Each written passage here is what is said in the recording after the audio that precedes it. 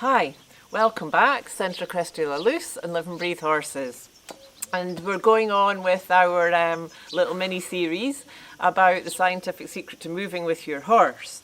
What I forgot to mention in the last one, that poor Morisco got stung or bitten by some kind of insect in the inside of his sheath, and it was massively swollen. Poor thing, he could hardly walk.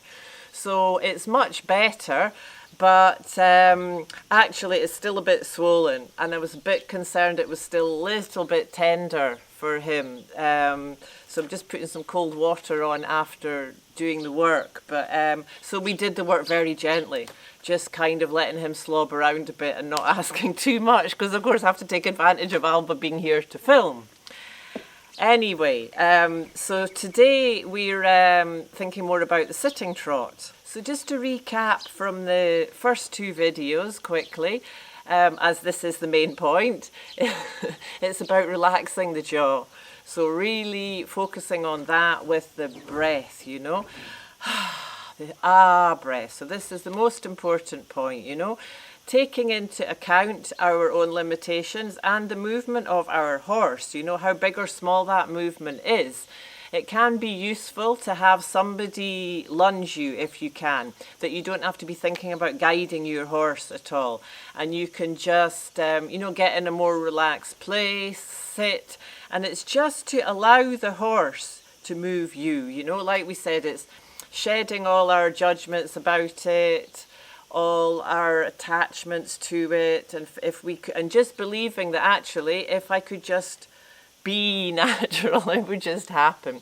So these giant balls that you get for Pilates and yoga, and sometimes we use them with the horses for play, they can be very useful things just to practice bouncing and just feel yourself going with that bounce, you know. Feel as the ball comes up how you get these little lifts and allow yourself to be lifted with that. So another important thing to keep in mind, you know, we tend to think about this up and down movement of the horse as we're trying to sit to the trot or whatever, just trying to get with our horse. So I think an important point to remember, which is obvious but we sometimes forget, is the forward movement. So the faster you go, the more you have to think about sending yourself forward with the horse. You know, traditionally in some of the schools, people would learn to sit to the trot in the piaffe, because then the horse is still, of course, and it's easier. You know, I've tried this with a student, and actually who couldn't sit to the trot, and she could sit to the piaffe. So not having to deal also with the forward movement, that helps. So that's a good point to keep in mind with that as well. So I think it's good just to keep in mind that sometimes we try too hard, you know, we want everything to go. And I think in the case of this, as it's more about letting go and allowing and feeling, the more we concentrate and try, the harder we make it for ourselves. So I think we need to be kind to ourselves, keep positive, and not be keeping sitting in trot when it's not going, because then we're disturbing the horse. It's not nice for his back. He's going to tense up and make it harder for us.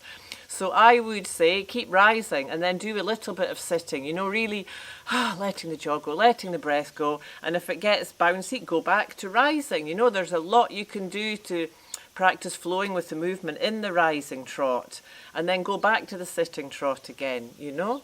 And yeah, just really keep aware with what's going on emotionally, mentally and physically as you go through this. Okay, so I hope there's some helpful bits in there for you.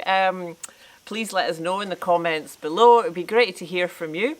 Thank you for being with us today, and keep tuning into the light.